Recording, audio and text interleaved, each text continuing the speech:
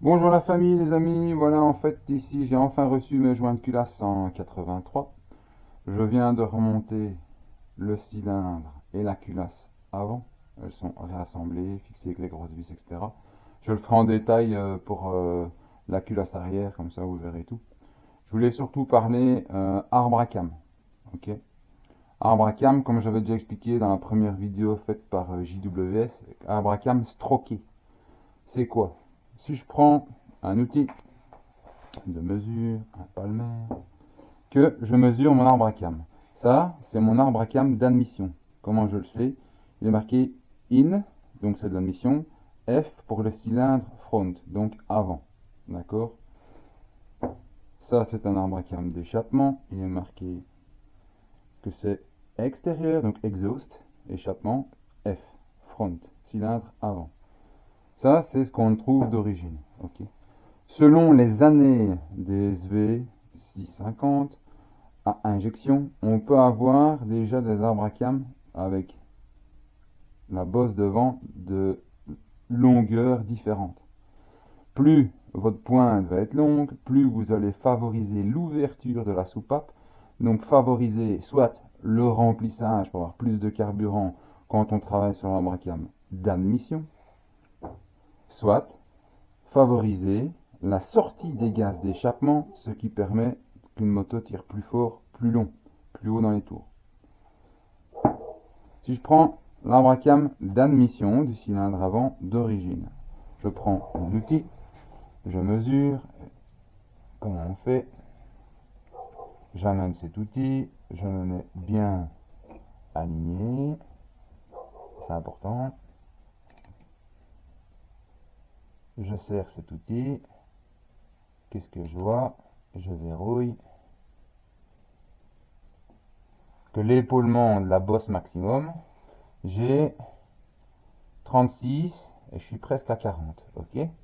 Ça c'est pour les arbres à cam de SV650 de 2003 à 2006. Ok. Si je prends un arbre à cam, oui j'en ai deux stocks parce que je suis un peu fou. Euh, donc injection arrière, c'est pas là que je mesurais. Voilà. INF, injection cylindre. Même chose, même mesure. Là ici mon outil passe déjà pas. Donc j'étais à 36, presque 40. Je déverrouille, je desserre. Faut être précis donc. Laissez-moi un instant.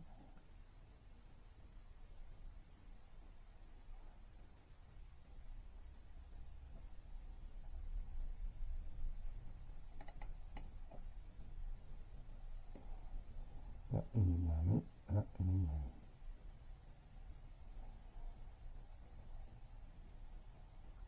mis. Je verrouille. Parfait.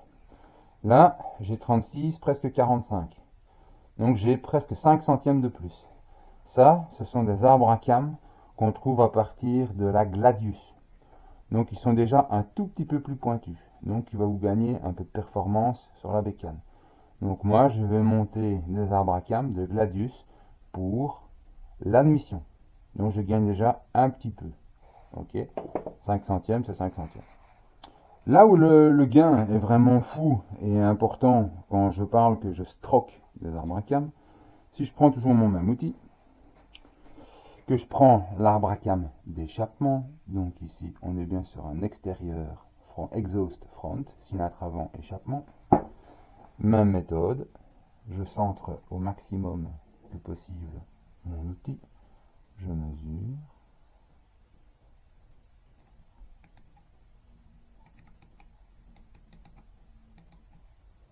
je verrouille, clac. J'ai ici,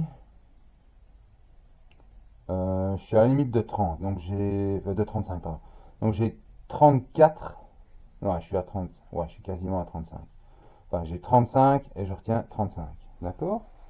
Si je prends un Gladius, alors un IN, non, extérieur R, non, extérieur front, voilà, de Gladius. Donc j'ai presque 35, 35, 35. Je déverrouille, je recule. Je repositionne. Même chose. Là, c'est exactement les mêmes. Donc sur les Gladius, ils ont juste changé un tout petit 5 centièmes sur l'admission. L'échappement, c'est pareil. Alors le truc sympa à faire, un peu fou, c'est si je prends un arbre à cam de Suzuki SV à carburateur INF. Donc c'est un arbre à cam d'admission de SV carburateur. Ceci est la cote que j'avais, ça passe pas. Je dois desserrer. Je vais repositionner. On avait 35, 35.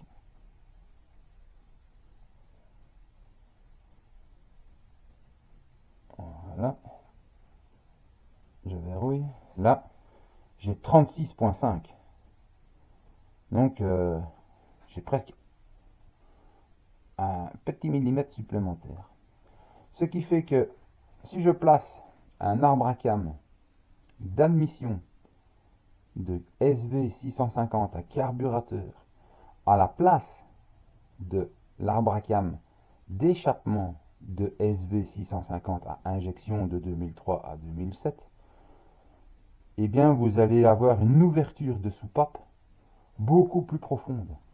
Ce qui fait que quand votre piston remonte, il va y avoir les gaz vont avoir beaucoup plus facile à sortir. Donc ce qui fait qu'il y a moins de résistance et de perte et ça sort beaucoup plus vite. Donc votre moteur peut monter beaucoup plus en régime. Et comme il monte plus en régime, eh ben votre moteur il peut tirer plus fort, plus haut dans les tours. D'accord? Donc moi, c'est ça la méthode. Pour l'admission, je mets déjà des arbres à cam de Gladius, parce que c'est un peu plus haut de 5 centièmes, ce qui n'est pas énorme. Et à l'échappement, je mets un arbre à cam d'admission de SV650 à carbu. Pour me repérer, je vous mettrai le petit schéma, le petit dessin. Je dois compter les dents et je modifie toute la position de mes dents pour que ça corresponde par rapport à l'autre. Parce que sinon, pour le calage, c'est complètement mauvais à la ramasse. Ça va? Donc maintenant, je vais vous faire le montage de tous ces éléments en détail.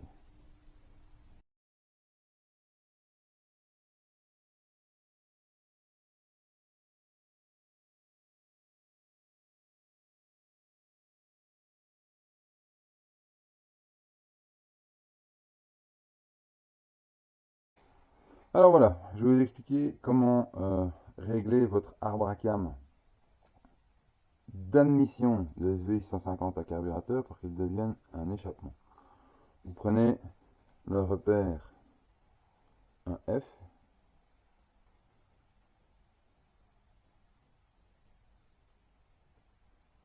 on compte 1, 2, 3, 4, 5, et le sixième vous deviendra le numéro 2.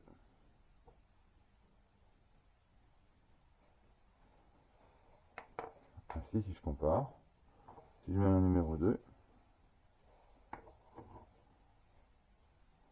j'ai dans le creux de la vague, numéro 2, dans le creux de la vague,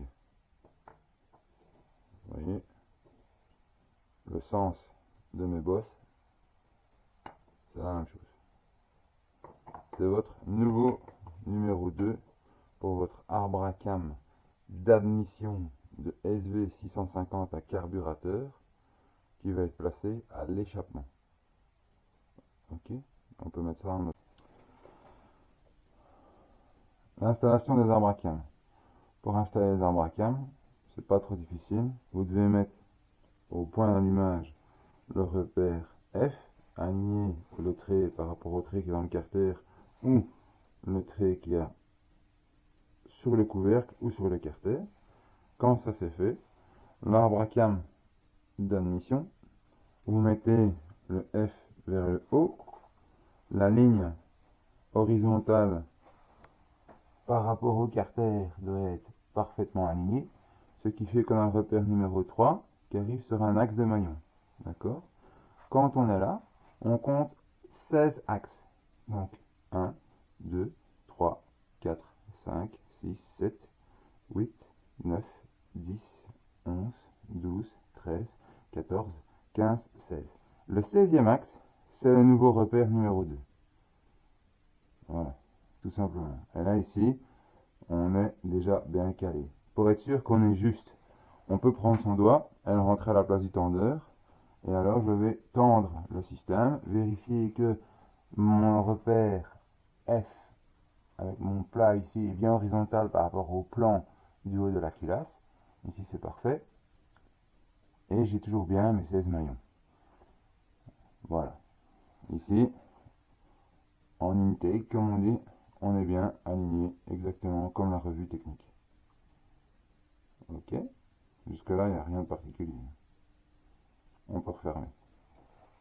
Donc ici, pour la partie moteur, avant, tout ça, on est bon, c'est terminé. Pour l'autre cylindre, c'est le même concept. À part que pour le cylindre arrière, il faut modifier le repère numéro 3. Donc si je prends l'arbre à cam, l'arbre à cam ici, j'avais déjà repéré. Okay. Donc ici, on a notre numéro 2. Voilà. Ça, c'est mon arbre à cam d'échappement cylindre arrière d'origine. Donc mon numéro 3, il est là. On voit mes bosses, elles sont par là. D'accord? Je vais avoir la même chose. Donc ici, pour le faire, c'est pas difficile. Au 1F d'un arbre à cam d'admission de SV650 à carburateur, on décompte juste une dent vers la gauche, un creux, et c'est notre nouveau repère numéro 3. La preuve, si j'aligne le numéro 3, j'ai exactement mes repères. Et le montage est exactement pareil. Je ne vais pas le faire complet. J'ai testé ça l'année dernière, les 5 premiers track D, ça marchait du tonnerre, donc il n'y a pas de souci du tout, du tout, du tout. Il y a un inconvénient, c'est que si vous faites ça sur une moto qui va sur la route, c'est tranquille. La moto a tendance à être un petit peu plus instable à froid au ralenti. Au niveau des performances, on gagne réellement un bon 5, entre 5 et 6 chevaux réels d'un coup. Le grand problème, c'est que à partir du moment où vos levées de soupape d'échappement seront plus intenses, la levée sera plus longue, vous allez avoir un point de croisement entre la soupape d'admission qui remonte et celle de l'échappement qui sort, qui fait que vous avez un tout petit peu de carburant qui peut passer dans l'échappement. Et ça a pour inconvénient, c'est des pétarades. Donc, c'est vraiment efficace. Bon, ça consomme un tout petit peu plus, mais bon, ça, entre guillemets, c'est pas grave. Mais le fait qu'elle soit plus bruyante à l'échappement, sur circuit m'a posé de graves problèmes. Même avec un échappement homologué, avec des V-killers, etc., les 4-5 premiers track D, j'ai eu plein d'ennuis avec le sonomètre. Je n'arrivais plus à descendre en dessous de 104 décibels. Alors que la plupart des circuits en a 101 et la nouvelle réglementation de cette année-ci, donc 2024, vient de passer pour, je dirais, 80% des circuits à 95 décibels.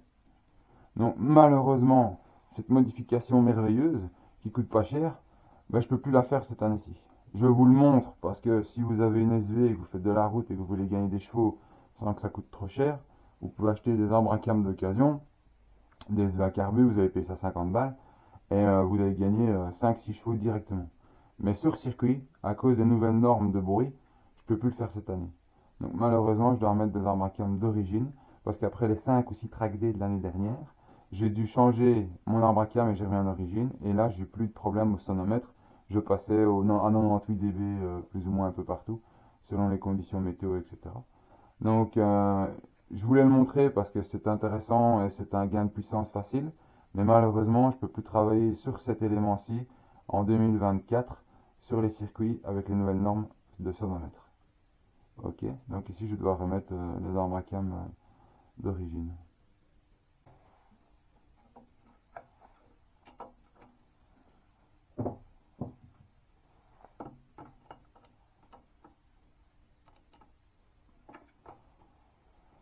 Même conception, le numéro 2, on compte 16 maillons par rapport au numéro 3. Ici, je sais déjà à vue d'œil que quand je vois mes bosses, ce sera pas bon. J'ai été un peu trop loin. À mon avis, à la grosse louche, ça va être un truc dans le genre. Alors, on est parti. 1, 2, 3, 4, 5, 6, 7, 8, 9, 10, 11, 12, 13, 14, 15, 16 maillons. Voilà, donc entre mon point numéro 3 d'admission et mon point numéro 2 d'échappement, j'ai 16 axes de maillons. Pour vérifier que je suis bien aligné, j'appuie mon doigt dans l'orifice du tendeur et je regarde si mon alignement plan de joint, on est pas mal. Alors ici, là, c'est parfait, là, c'est parfait aussi. Donc là, ici, je peux remettre mes chapeaux. Quand vous remettez les chapeaux au niveau des tourillons, n'ayez pas peur de mettre une petite goutte d'huile. C'est comme c'est un moteur qui a été totalement démonté. Il ne faut mieux pas qu'il soit trop sec pour le premier démarrage.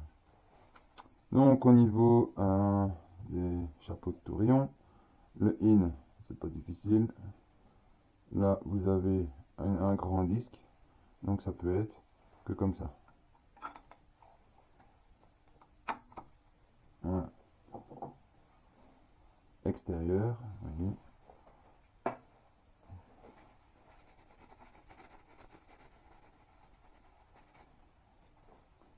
Extérieur, vers la flèche, vers la chaîne de distribution. On regarde si j'ai mes piges, ok.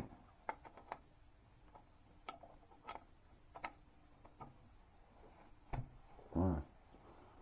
On peut remettre toutes les vis.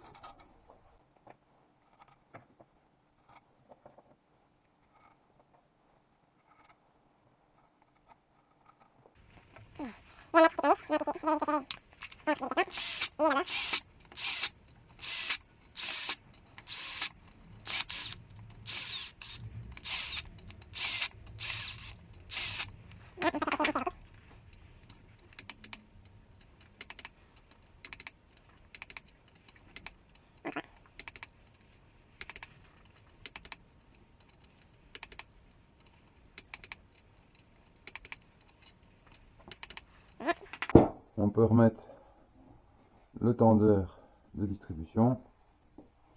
Tendeur, nouveau joint, petite vis. Le tendeur est un sens. Si vous voulez le mettre un peu n'importe comment, c'est pas une bonne idée. Il est marqué dessus, il est marqué up, donc vers le haut.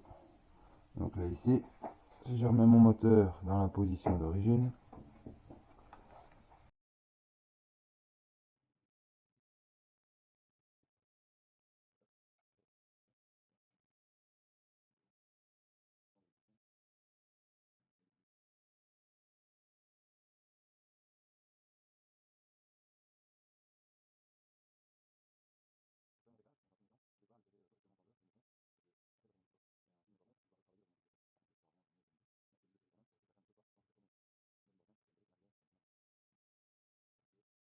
hein, là ici, je vais pousser l'intérieur pour tendre. Pour ce faire, je prends un tournevis et je pousse en montant l'écran. Voilà.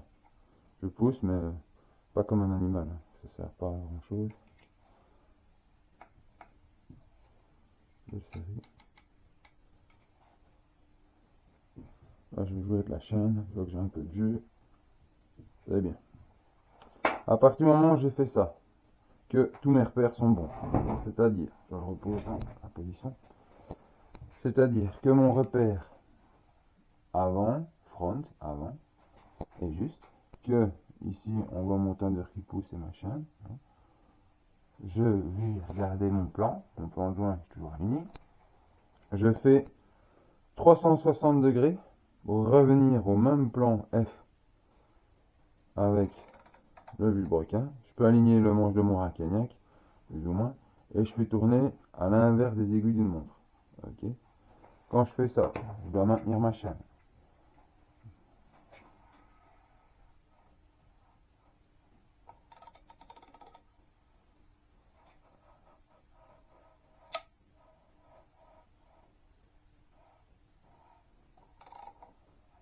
Là, j'ai déjà un repère qui arrive, c'est le R, mais on s'en fout pour remonter les arbres à cam. Celui-là, il sert pour la mesure du jos ou pas pour le remontage des arbres à cam. Je continue.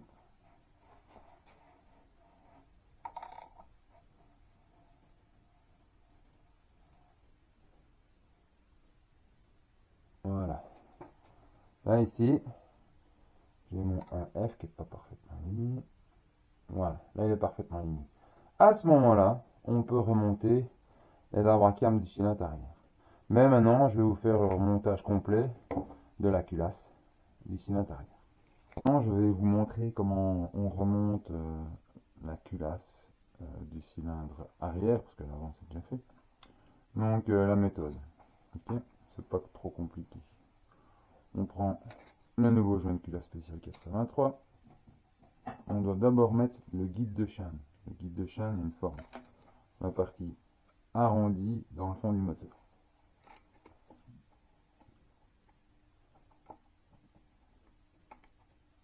Voilà. D'abord on fait ça. Parce qu'on voit ici que l'épaulement, il va être recouvert par le joint de culasse. Donc si je pose mon joint et que je mets ça après, on ne sait pas. Ok. Ici, pour la pose du nouveau joint de culasse, ben, on a les deux trous, donc je ne sais pas faire autrement. On peut le passer en essayant de ne pas faire tomber la chaîne dans le moteur, bien que dans cette étape-ci, c'est pas grave parce que je saurais rattraper.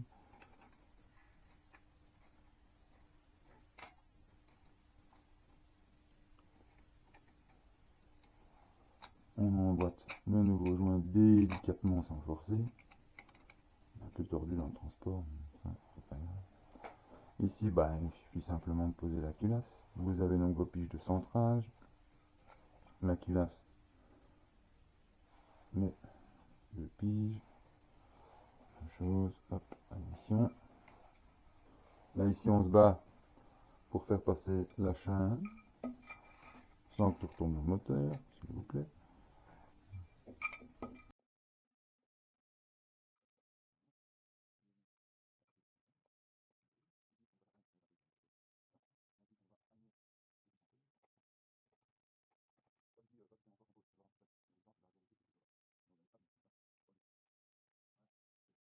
En ce qui concerne la culasse, vous avez les 4 vis ici.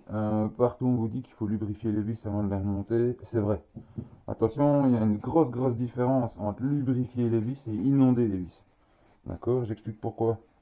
Si vous mettez une blinde d'huile sur votre vis et qu'elle est dégoulinante quand vous la remettez dedans, la quantité d'huile que vous allez avoir sur cette tige qui va descendre dans le fond de votre carter, elle ne saura pas s'en aller. Parce que le fond du filet, ici, c'est bouché, c'est plein. Donc ce qui fait que si dans le fond, vous avez une quantité d'huile qui reste bloquée, quand vous allez visser votre vis, cette huile, vous allez la comprimer. Si vous la comprimez, deux choses. Un, le serrage au couple, il va être plus vite arrêté que ce qu'il ne doit, parce qu'il va déjà avoir une résistance dans le fond à cause de l'huile, et pas une résistance de traction avec le filet. Ça, c'est une première chose. Donc le serrage au couple sera mauvais. Et deuxième chose, dans le pire des cas, c'est qu'à un moment donné, quand vous allez comprimer l'huile, il faut bien qu'elle sorte quelque part, ça n'arrive plus en fond de filet et pas en traction. Donc j'ai déjà vu des gaillards qui malheureusement éclataient les carters. Donc, lubrifier les vis, oui, mais pas inonder les vis. Ok, donc je mets un fin filet d'huile ridicule pour que ça glisse tout seul, d'accord, mais pas plus.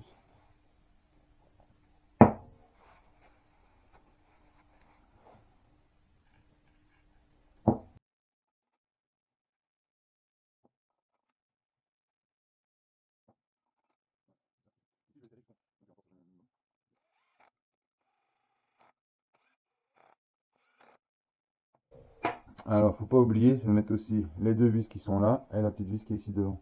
Parce que là, ici, j'ai 4 points qui tirent au-dessus du piston, mais sur les côtés, j'ai presque rien du tout. Donc forcément, il y a deux petites vis ridicules. Il faut les mettre maintenant, parce qu'après, on ne saura plus. Encore une ici. Donc ça, c'est du 10. Je vais serrer ma petite vis ici.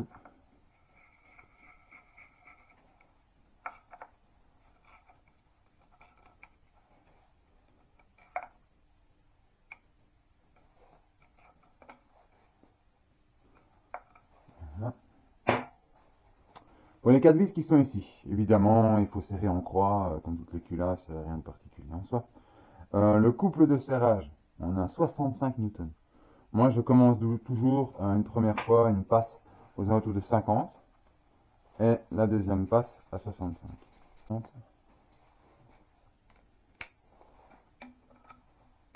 En croix.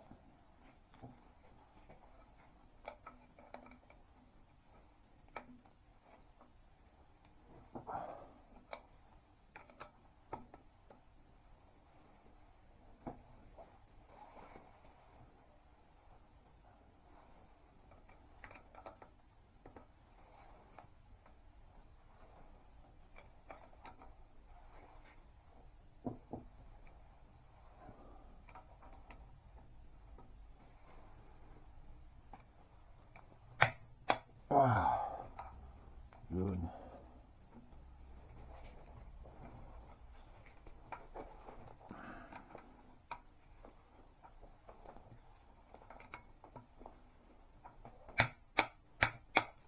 Deux.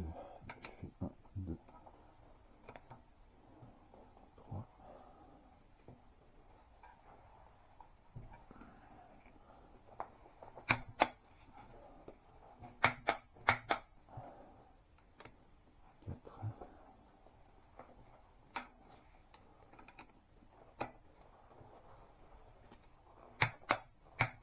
Ah, la quatrième, c'est bon. Donc là ici, j'ai fait une première passe à 50 newtons. Deuxième passe à 65. Et là, franchement, c'est déjà costaud. Ouais, là, il faut s'accrocher. Ça tape.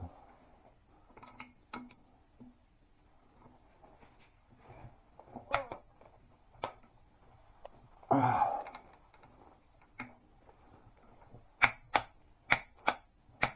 Ah.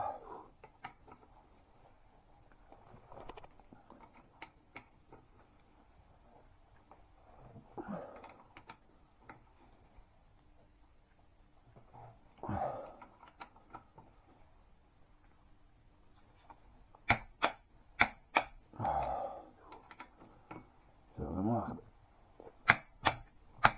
Ah là. Oh la vache.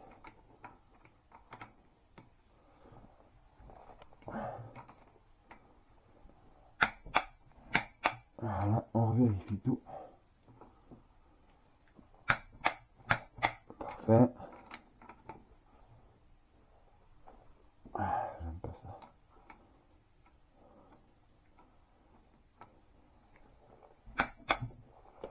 Ah la vache. Ah, ça j'aime pas. Ah, j'arrête. Je sens que ça monte. Et que j'ai un clic et puis que je rallonge. Donc il est possible que ma vis casse. Et quand c'est comme ça, il faut démonter. Ce qu'il est possible que ma vis s'allonge. Au bout de s'allonger, à un moment donné, eh ben, elle va casser. Si elle casse dans le moteur, c'est la merde. Il faut tout démonter. Donc quand vous ne le sentez pas, prenez pas de risque. Vous démontez. Vous en prenez une autre.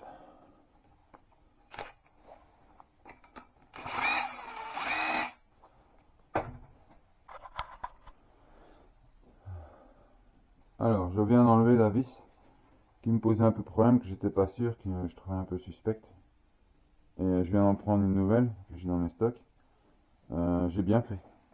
Pourquoi? Je vous montre un petit peu la différence. Quand je pose ici contre, aligné, vous voyez? Je sais pas si on voit bien la caméra. Celle-là, elle est devenue plus longue. Le métal s'est affiné, il s'est allongé de au moins 2 mm. Donc si j'avais continué à forcer dessus, elle aurait cassé. Donc c'est pour ça que l'idéal, quand on a démonté un moteur 2 fois maximum, voire 3, vaut mieux changer les vis et prendre que des nouvelles. Pour cette raison-là. Parce que quand ça s'allonge, eh ben, à un moment donné, ça casse dedans. Donc celle-là, elle est morte. Et heureusement, j'en ai une autre. Nouveau joint, ça, pas de souci. Du coup d'huile.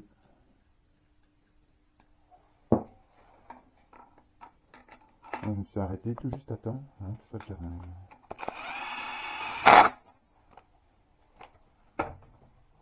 On reprend la clé dynamo. Ah, la mécanique, c'est un peu ça, c'est une question de ressenti.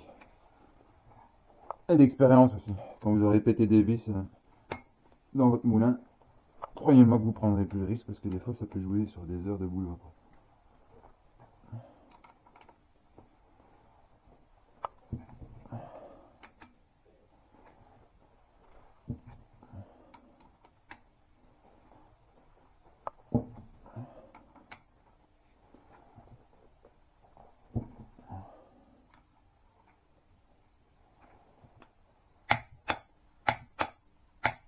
Voilà, là ici il clique bien, ça me plaît. Donc là ici, on vérifie un peu tout, regarde si tout est bien. Ouais. Parfait.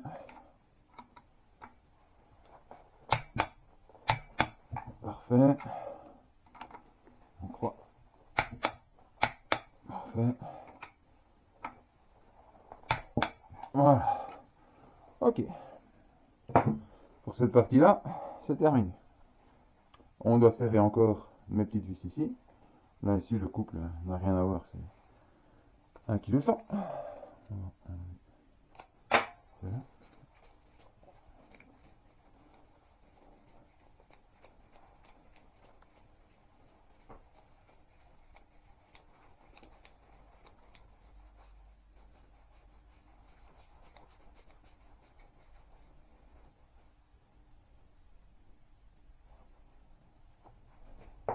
Celui-là, je ne veux plus l'avoir. Et la rondelle qu'elle a avec, elle pouvait. Alors, je prends ceci. Celui-là.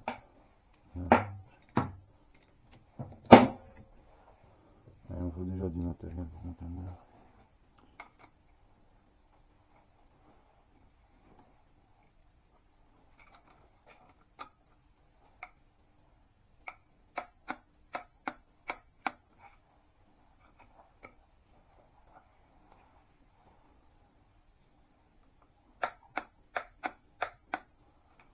Voilà. Même chose avec la vis sur les côtés.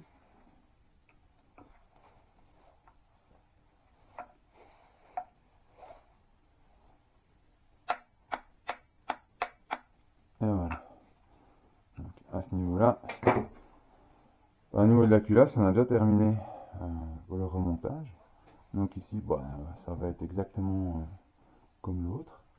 Donc ici, je vais nettoyer un petit peu que les tourillons soient propres. Okay. L'excédent de pâte à joint ici.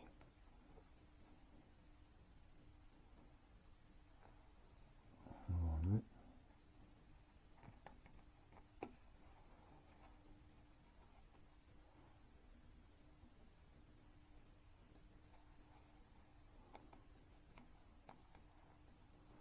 Voilà, donc ça met 2 mm sont correct.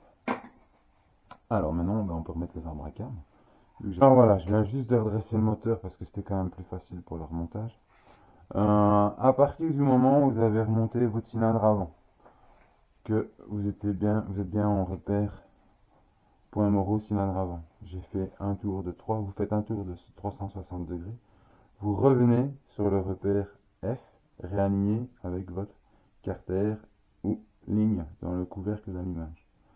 À ce moment-là, et uniquement celui-ci, on prend son arbre à cam d'admission, INR, admission arrière, on le met dedans, et il faut mettre le point INR à l'horizontale par rapport à mon plan de joint, comme la ligne que j'ai ici par rapport à mon plan de joint, et le numéro 2 vers le haut.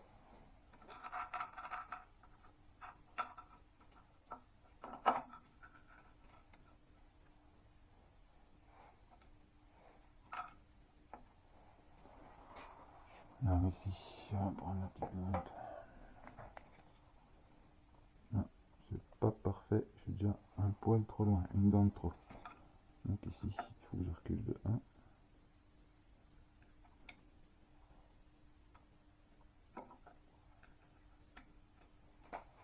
Donc je maintiens un peu de tension sur ma chaîne. Et là ici, on n'est pas si mal. Okay. À partir du moment où j'ai le 1 qui est aligné I1R avec la flèche est bien horizontale par rapport à mon plan de joint, ma flèche numéro 2, je prends le maillon, j'en compte 16 et je dois mettre le numéro 3 de l'arbre à cames d'échappement. Donc arbre à cames d'échappement, mon numéro 3, il est là.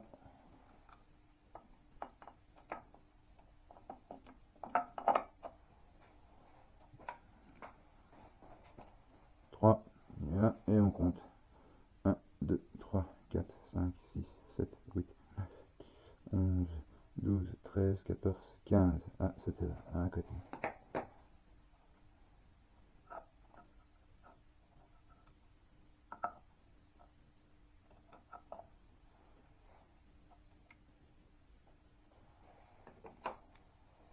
On va compter. 1, ligne 2, 1, 2, 3, 4, 5, 6, 7, 8, 9, 10, 11, 12, 13, 14, 15, 16. Aligné au 3. On recommence pour être sûr, parce que sinon ça ne pardonne pas. 1, 2, 3, 4, 5, 6, 7, 8, 9, 10, 11, 12, 13, 14, 15, 16. Voilà, là ici on est parfaitement aligné. Pour s'assurer que c'est quand même pas trop mal monté, on rentre son doigt dans le tendeur et on vérifie que nos alignements des plats par rapport au plan de joint, les plats qui sont aux arbres à cames ici, là et là, on est bien aligné. Pareil avec le 1, et bien par rapport au plan. Si on voit pas bien, on peut faire un petit astuce ou un repère, on peut s'aider. On peut s'aider avec une latte métallique, une règle. Je mets à plat contre, je m'approche et je vois que au niveau d'alignement, on est nickel. Donc c'est bon. Mais à ce moment-là, on peut remonter nos chapeaux. Donc admission, IN, flèche côté pignon, comme ceci. On met une petite goutte d'huile sur les tourillons.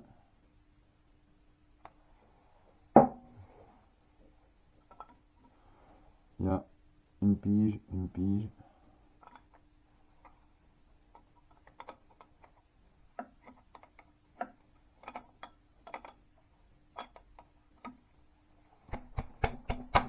Voilà. Pareil ici. Flèche, comme ceci. Une pige. Ah, la pige est là. Okay.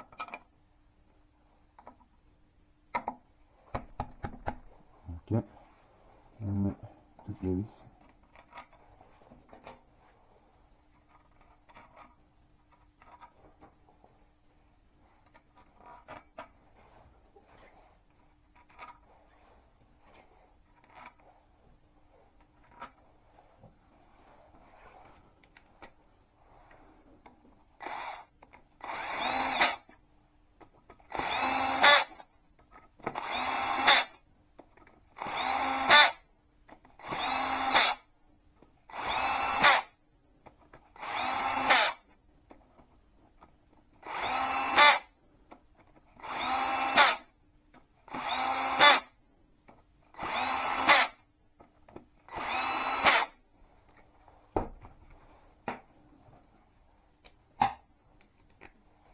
On se recoupe.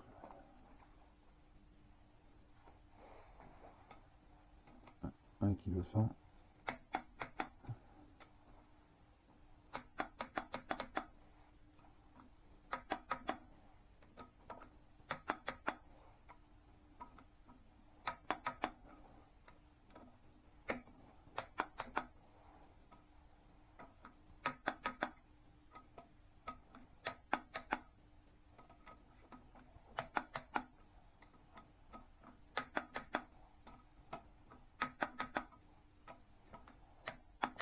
Là, on vérifie tout. Voilà. Extérieur.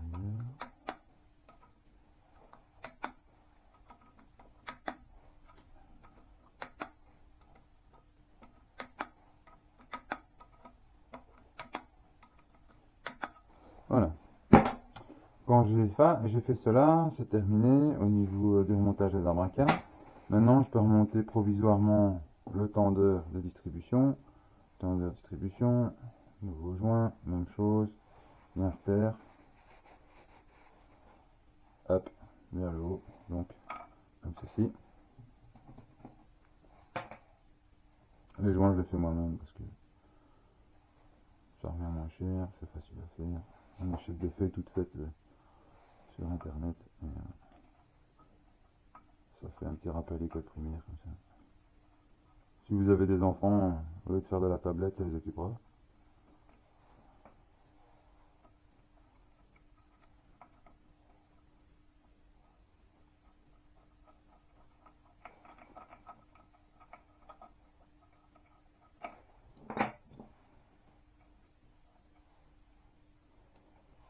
On va tricher un peu. Vite.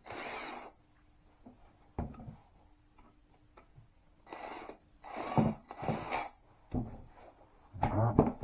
Ici, tout comme l'autre, je ne vais pas remonter le tendeur dans un premier temps, je vais simplement tendre avec un tournevis. Je vais jouer avec ma chaîne.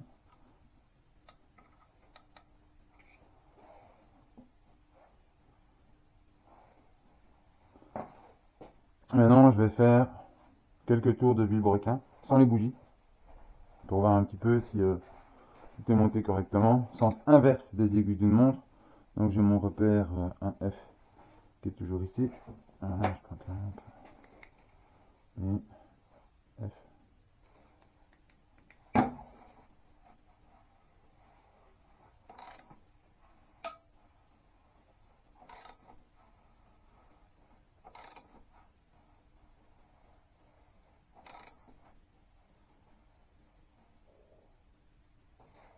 Voilà, c'est le R.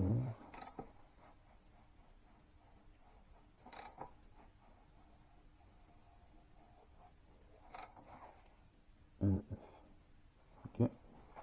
On vérifie ici. Tout est correct. Alors ici on voit que mes alignements de plan de joint sont parfaits. Que mon 1R, mon 3 est là. Entre le 3 et le 2, je dois avoir 16 maillons. Donc 1, 2, 3, 4, 5, 6, 7, 8, 9, 10, 11, 12, 13, 14, 15, 16. Donc c'est parfait.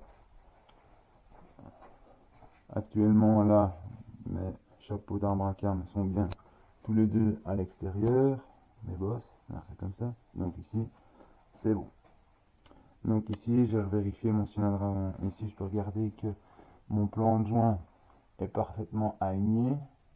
Mais ici, au niveau du nombre, je ne sais pas compter. Pour voir si je suis bon.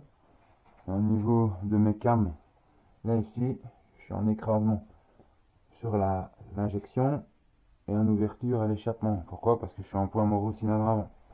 Donc ça veut dire que je dois refaire un tour de vélo pour ramener le F pour contrôler l'arrière.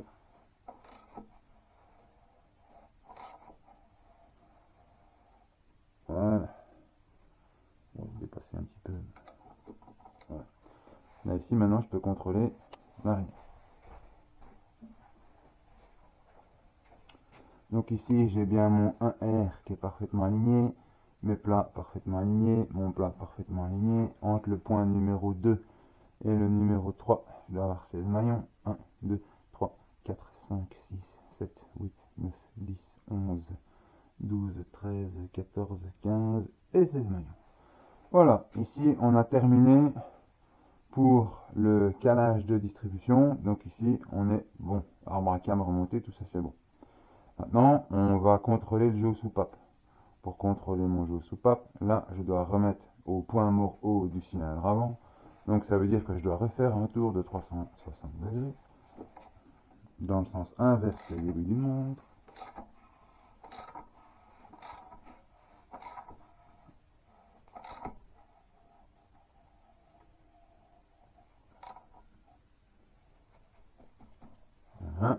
pour être sûr qu'on est au point mort où on prend le tournevis. Déjà je vois le piston, mais là je vois bien que je suis tout de suite dedans. Donc là je suis bien au point mort haut.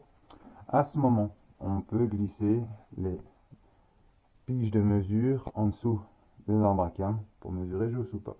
Alors voilà, maintenant pour contrôler son jeu soupape, à partir du moment où j'ai remis mon point mort haut à l'arbre à cam, les arbres à cam alignés, le repère F dans l'œil de regard, mes 16 maillons entre le point 2 et le point 3, je sais que tout est nickel, je peux mesurer.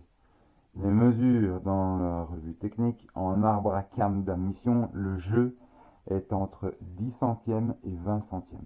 Donc dans cette position, on peut mesurer notre jeu. On prend notre pige, on mesure, on le glisse par en dessous, ça passe tout seul, ça passe tout seul, donc 10, ça passe.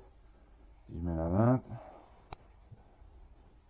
ça passe pas, ça passe pas. Donc ma 15, ce serait le jeu parfait.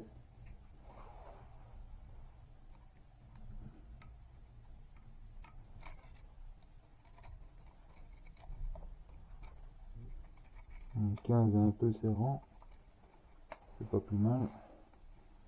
Mais mon 10 c'est bon. Enfin, le 10, ça passe nickel. Donc pour mon jeu ici, c'est super. Pour le jeu aux soupapes d'échappement, on doit être entre 20 et 30. Donc idéalement, 20 doit passer. Ouais, il est déjà serrant. Donc 25 à mon avis, ça va déjà être juste. Ah, c'est très dur. Ah, il va me coincer. Non, il passe pas. Donc d'office, je sais que je suis à peu près à 22. Enfin, à 20, 24 pour un, peut-être 26 pour l'autre. Donc ça c'est bon. Donc ici, pour le jeu aux soupapes du cylindre avant, c'est bon, j'ai plus rien à faire. À partir du moment où je sais que mon cylindre avant est correct, et seulement à ce moment-là, on peut continuer le remontage. Parce qu'il y a encore des pièces que j'ai pas remontées. Notamment une bougie, la protection de chaîne de distribution.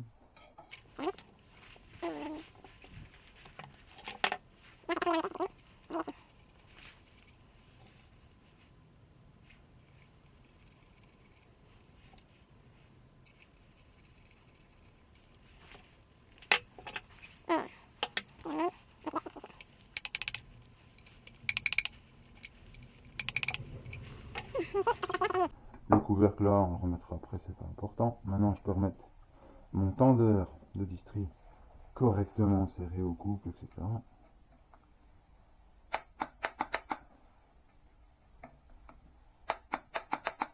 Il était déjà contre, hein, donc il n'y a pas de souci. Un nouveau joint, le ressort pour le jeu automatique.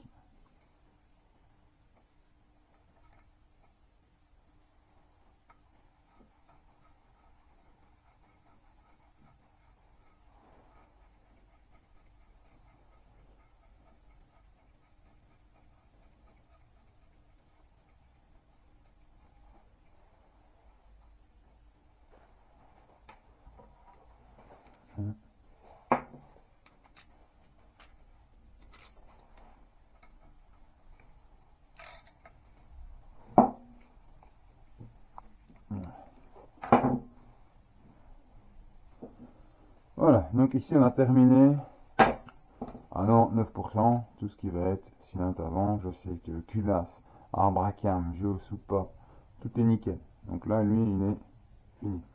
Quand on a fini cette partie-ci, il faut contrôler l'arrière. Pour contrôler l'arrière, il faut tourner le vilebrequin. Toujours dans le sens inverse des aiguilles d'une montre. Je tourne mon vélo et je viens au repère R. Et c'est uniquement à ça qui sert le repère R. Le résultat, il ne servira jamais à rien.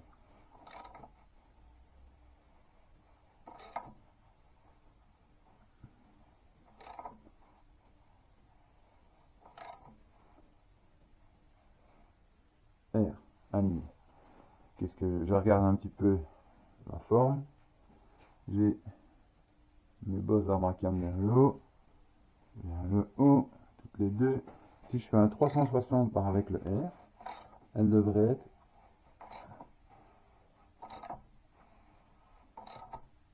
vers le bas.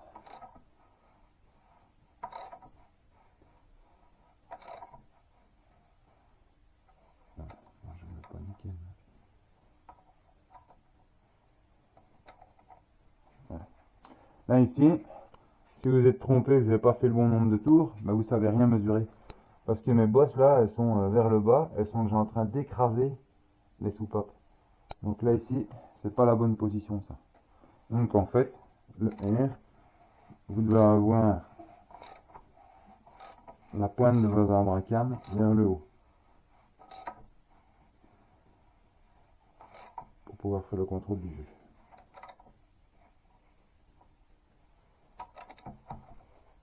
Voilà, parfait. Je reprends mon outil de mesure.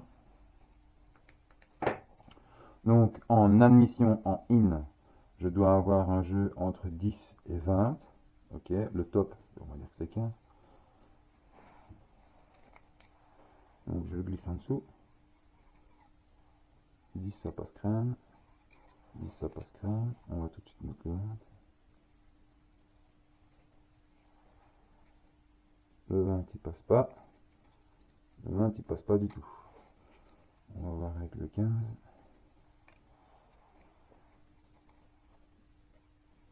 Ça passe serrant. Ça passe très serrant. Donc je dois avoir 16 centièmes.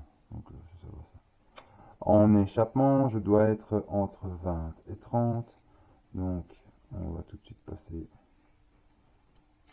le 20. Ça passe. Ça passe. Le 25.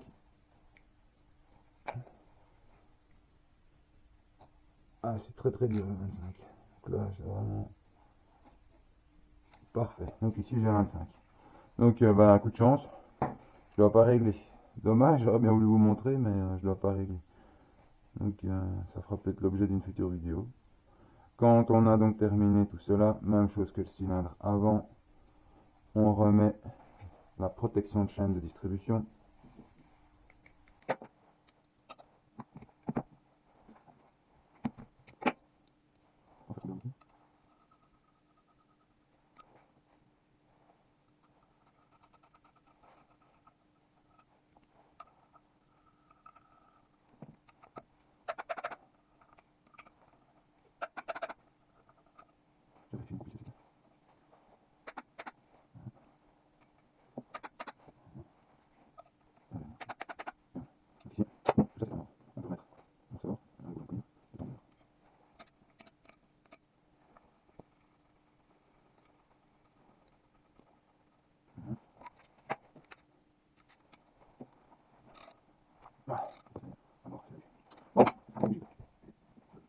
Et on a terminé tout ce qui est remontage culasse et arbre à cam, distribution, calage de distribution, jeu aux soupapes.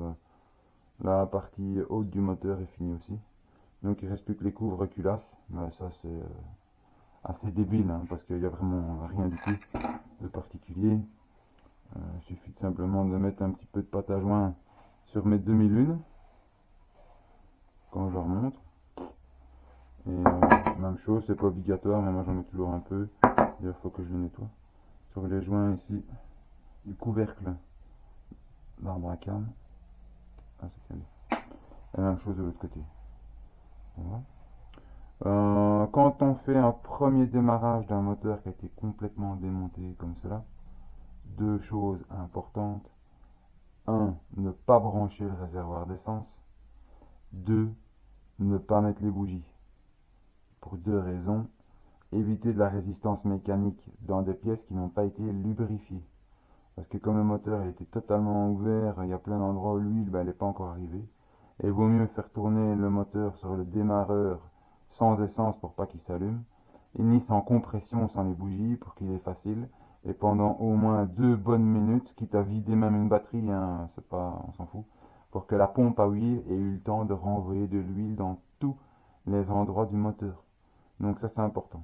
Parce que sinon si vous démarrez la première fois un moteur directement, il va démarrer, il va tourner, ouais, ok, mais si vous mettez un grand coup de gaz à l'allumage déjà, votre vilebrequin, avec les nouveaux coussinets de bielle, etc., ben, c'est pas encore lubrifié. Et le temps que l'huile arrive de la pompe, ben, vous aurez déjà vraiment abîmé prématurément une partie de la vie de vos coussinets de bielle.